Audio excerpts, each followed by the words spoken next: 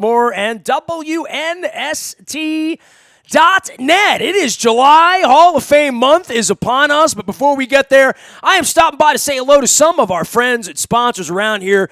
This guy has been a sponsor from the west side of town to the east side of town. He's now over somehow in Essex. Brett Dieck, I always say, what's a nice guy like you on the west side doing over in Essex? You've fallen in love with the east side, man. Every time I'm over there, you served me too much bacon when I was at PatRick's for breakfast last week, man.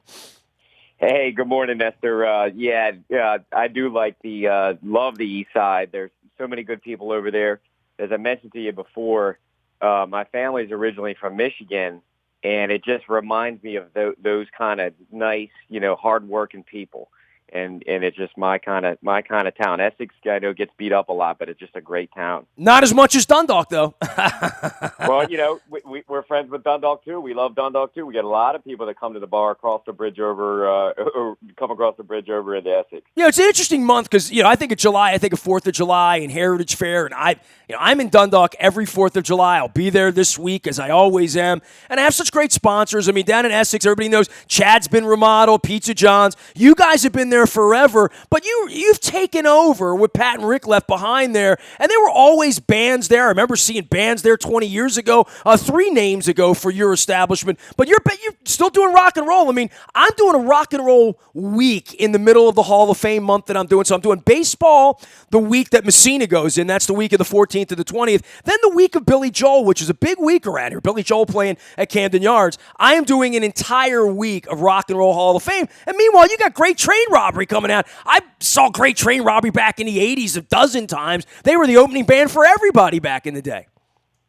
Yeah, speaking about Hall of Fame, they're definitely local Hall of Fame Oh, bands. yeah. Great Train Robbery will be on Sunday, July 21st from 3 to 7, so it's a nice afternoon, live music performance where you can come in, have some fun, and don't have to worry about missing work the next day. 21st of July. You know what? I'm putting that down on my schedule. That is the day of the Baseball Hall of Fame. That's the day Messina's going in. I'm not going to Cooperstown. So I do know I have that day free, Brett Dieck. So I'll circle that on my calendar. It's July 21st. Great Train Robbery. Brett Dieck from PatRick's down in Essex. And, we've talked, you're such a sports fan. Your son played football at a high level, played for the state championship last year at Glenelg down in Annapolis.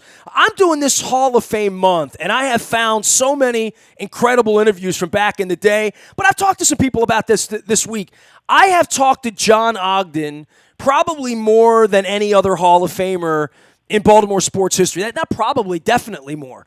John did my show every single year he was a player. Still, when he comes to the Super Bowl, I'm his first call every year. He comes over and hangs out with us for a half an hour before he does the turns. And I have found these interviews from 2002 with Casey Robach and 2005 when he was out at Putty Hill Station with Jim Fossil with us. These long, chunky, in-career state of where his mind was, after the championship and before his retirement, and Billick and all the different quarterbacks. I have incredible stuff with John Ogden. So this is some of the stuff I'm finding, but some of this archival Raven stuff, people don't even know Deion Sanders sat with me for an hour and a half at Putty Hill one night. It is never aired other than if you were listening in the car at 7 o'clock that night in November of 2005, whenever it was, that Deion was here. I'm really looking forward to playing this stuff because the audience has grown so much, but so many people haven't heard these conversations before. Well, yeah, actually, I have a great story. I think I mentioned it to you before, Nestor. So back in 1996, when you used to do live stuff every Monday night for Monday Night Football, me and some buddies went to the barn and saw you, and you had 2 guys there, and I got 2 helmets to get signed. Hold on. I got one. Ray Lewis and Peter Boulware? No, it was Ray Lewis and Bam Morris. I found that tape. I'm running that tape. That's excellent. I found the tape, and I played it last week, and Bam showed up first. And we had beaten the Steelers the day before because we were talking about beating the Steelers. It was the Carnell Lake game in 1996, right? Correct, yep. At the end of the year, I want to get that December 1st. So that tape is from December the 2nd. Where were you December the 2nd, 1996, Brett Dieck? You were at the barn. The Ravens beat the Steelers 31-17. And, John Ogden scored a touchdown in that game. John Ogden caught a 1-yard pass from Vinny Testaverde to start the game. Derek Alexander, who I saw last week, caught a 24-yard pass from Vinny Testaverde. Matt Stover with the extra points there. Stover hit a 40-yarder in the third quarter to put us up 24-10. Eric Green caught the final touchdown pass of the day. Bamarama, let's see, how many yards? Bamarama had 28 rushes for a tidy 100 yards even that day in the rain on 33rd Street. Carwell Gardner was opening up holes for Bamarama that day. So Bam came out, and Ray was supposed to come out. Now, keep in mind, in 1996, we barely got cell phones, right? So finding people was a little more difficult. And I'm talking to Bam about the game and Bam and Steelers and whether guys were talking trash to him because he had just left the Steelers and had played the Super Bowl 10 months, 11 months earlier with them. And he was talking and talking and talking. All of a sudden, there's a huge roar. Everybody at the barn, and that must have been you. Because Ray Lewis walked in at that point and kind of surprised everybody. I knew Ray was coming, but I didn't have a timeline on it. And Ray just walked in the middle of the show into the back door. That's how we did things back then. There was always the element of surprise. And the place went crazy, and Ray sat down and talked to me. So I found the holy grail, though, Brett Dieck. You were not there after the Raider game, correct, in 96? Correct. So that night, Ray Lewis came out. I remember going to see Ray after the game. He said, "Hey, buddy, hand me those cutters," because they would cut the tape off of their shoe, off of their feet, because they taped their shoes on. And I said to him, "Will you come out and do the show?" He said, "Yeah." He had his homie shirt on for Marlon Barnes. He wore the same shirt with Marlon's face on it, who was his murdered teammate and best friend in Miami. And this was, 5 months after his friend's murdered. He's in the league. I invited him out to the barn. He came out the next night. He had never seen a Maryland crab in his life, didn't know what it was. And he had just beaten the Raiders. And, of course, he made a big play, in the game. And he had led the team in tackles. I think we played the train. Remember the Quad City DJ song, Come On Ride the Train? Uh-huh. So we played that song. And I remember it vividly. And I had a tape, okay? And it was one tape. I'm going to reach back here and show you these tapes. And because, Brett, you're going to appreciate this when you find it out on Facebook Live and YouTube. These are literally Kmart tapes that I bought in 80, well, tapes hanging out of it, if you can see that, 1981 or 82. These are the cheapest tapes you could possibly imagine. I had no money. As you can see, I whited out and typed over stuff on the tapes. There's the Eagles Hotel California, Adam and the Ants on this tape here. This goes back to 1980s. Rush Moving Pictures, Peter Frampton, Show Me the Way, and that's literally whiteout. I had my Ray Lewis first interview on one of these Kmart blue tapes, and I haven't found it in 20 years. It's been missing since I moved downtown. It's been missing since I got married. Since 2003, maybe I could blame her. She is the Yoko Ono of my band. But anyway, I couldn't find the tapes, Brett. And I finally, this week, went into a bag where these tapes were, where I thought that tape might be. And I pulled out a tape. And on the tape, it says 90 minutes of Nasty Nestor is all it says on it. And it's a gold tape. This is like a Maxell special graphite thing. And on the other side, and this is Steve Hennessy's handwriting, it says AM 1360 and AM 1330 Baltimore. And Steve was my sales guy 20 years ago, and he used to take these tapes and send them to sponsors like you.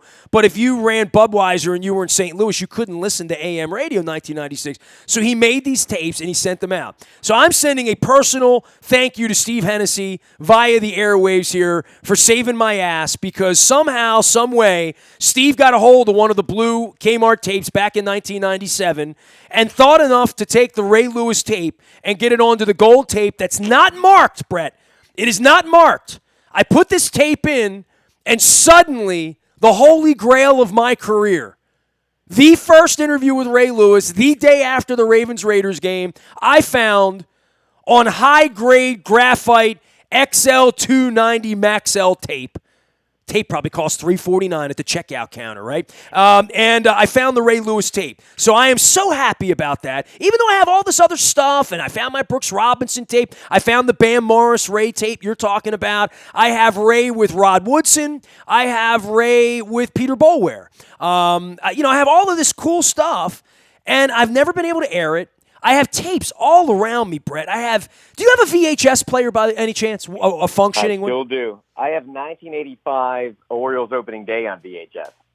Why 85?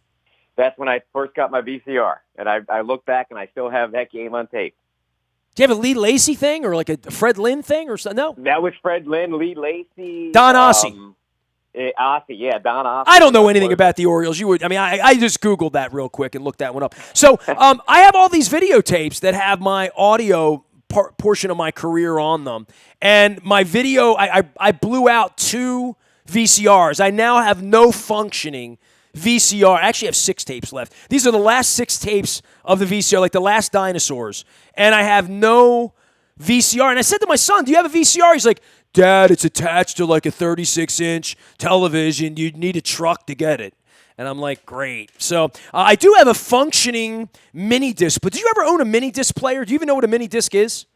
You seen these little guys? I know what it is, but never had one. Yeah, so we went to this format at the turn of the century. So like on this tape is Ron Johnson at the barn. You remember Ron Johnson? Poor Ron Johnson. Yeah, I remember him from Fast Times at Ridgemont High too. That was the other Ron Johnson. And I just felt like I found a Derek Jeter sit down with me when he was in on June the 16th, 1998.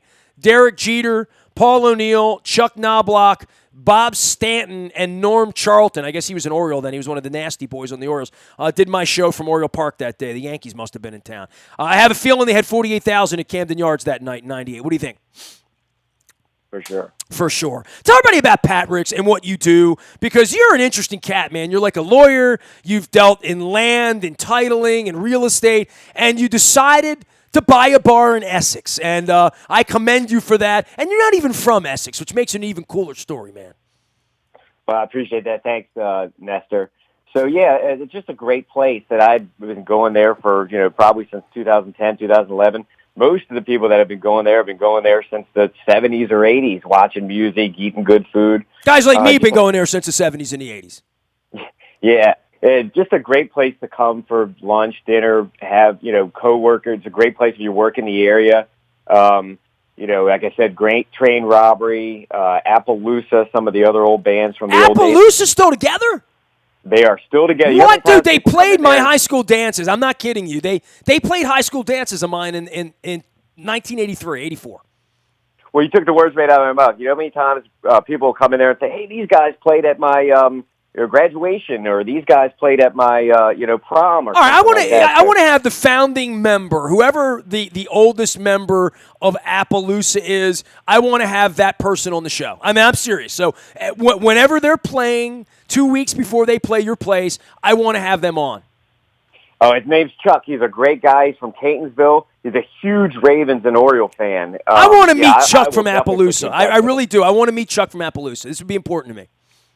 I will get you, and I will make sure that Chuck calls you. Next thing you're going to tell me is Paper Cup's back together, and you're getting the Lana Shore on the show here. I'll get Timmy Camp from Boot Camp on, too. He's doing his Slim Manicotti turn. Brett Dieck joining us here. PatRick's in Essex, one of our great sponsors. And I did not know this. And, I was looking to meet my friend Gary Adornato, who has covered high school sports here forever. And we wanted to, get together for breakfast. And Pete's like, well, why don't we meet him at PatRick's for breakfast? And I'm like, I'm embarrassed to say that I didn't know that you would serve breakfast and how delicious it was going to be and how much bacon you were going to give me and how nice those home fries were going to be down in Essex. I did not know you were open for breakfast, so I'm embarrassed by that. So that's even the better part of having you on, is to say, yes, they're open for breakfast. If you're in Essex and you're hungry, they'll serve you bacon and eggs and hash browns and delicious wheat toast and jelly at PatRick's. How about that? Yeah, thanks, Nestor. Actually, so we open up 10 o'clock a.m. daily, and we do serve breakfast all day anyway. So if you want to come in at 9 o'clock at night and get breakfast, the cooks are ready for you. Nice. Appreciate all that you do. Appreciate the sponsorship and the partnership and you coming on. And I hope that you enjoy some of this stuff in July, because I know you've been a listener a long time. Some of these things you've missed along the way, and you can relive Bam Morris and Ray Lewis together at the barn. How about that? I would love to do it. Thank you. It's always great chatting with you, Nestor. Reliving past glories. It's what you do when the team's going to lose 100 games this summer. I went to the ballpark on Tuesday night. Nothing good happening down there right now. So we are using July as a Hall of Fame month. You will hear my personal Hall of Fame around the 4th of July. Second week of July, you'll start to hear all baseball, then all rock and roll, then at the end, to honor Ed Reed, Football Hall of Fame. It is going to be on here all month. Every conversation, a Hall of Fame conversation. Not many radio stations could say that. Nasty at WNST.net, Facebook, Twitter, LinkedIn, Snapchat, Instagram, streaming live on our Facebook as well as our YouTube WNS TV channel. We are WNST.net, AM 1570 at WNST Towson, Baltimore, and we never stop talking to Hall of Famers.